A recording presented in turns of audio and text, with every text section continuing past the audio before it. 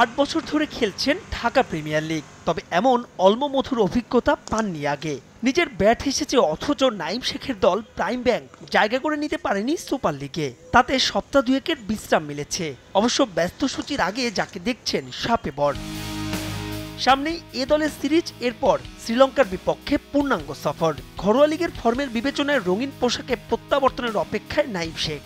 সাকিব, মুশফিক, তামিম, রিয়াদদের অবসরে ওয়ানডেতে সৃষ্টি হওয়া শূন্যতায় সুযোগ পেলে ঘরোয়া লিগের ফর্মকে ন্যাশনাল সার্কিটে টেনে আনতে চান নাইম। দৃষ্টি তার আরও সুদূরে। লম্বা চিন্তা করেন, আপনি যদি ড্রিমই না দেখেন যে আমি ওয়ার্ল্ড কাপ জিততেছি, আমি ওয়ার্ল্ড কাপ ট্রফি ধরতেছি, এগুলি যদি ফিল না করেন, এখন আমাদের দেশে ক্রিকেট হয়তো অনেকে চিন্তা করতে পারে যে আসলে চান্স পাওয়ার, আসলে আমি চান্স পাওয়া নিয়ে না পাওয়া নিয়ে ওয়ারিড না, কারণ আমি আমার প্রসেস অনুযায়ী যাব।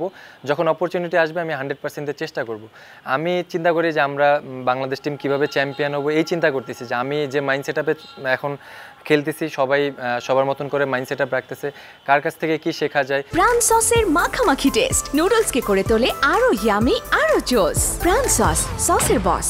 টাইগারদের সিনিয়র সহকারী কোচ সালাউদ্দিনের শুরু। সবশেষ জিম্বাবুয়ে সিরিজে সোহেল ইসলাম। দেশি কোচদের সাম্প্রতিক সময়ে মূল্যায়ন করছে বিসিবি।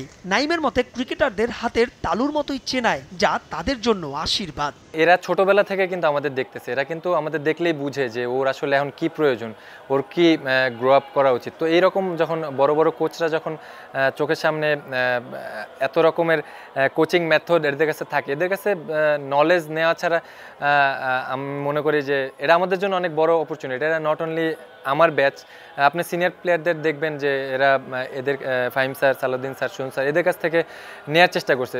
নিজেকে প্রতিনিয়তই পরিবর্তন করছেন নাইম শেখ। দেখছেন টেকনিকে আরও উন্নতির সুযোগ, যে জন্য সুযোগ পেলে কাজ করতে চান দেশি কোচদের সঙ্গে। নিয়মিত পরামর্শ নিচ্ছেন সিনিয়রদের কাছ থেকেও। সিচুয়েশনগুলো এখন আমাদের নেওয়া উচিত। মাহবুব রিমন, সময় সংবাদ, ঢাকা।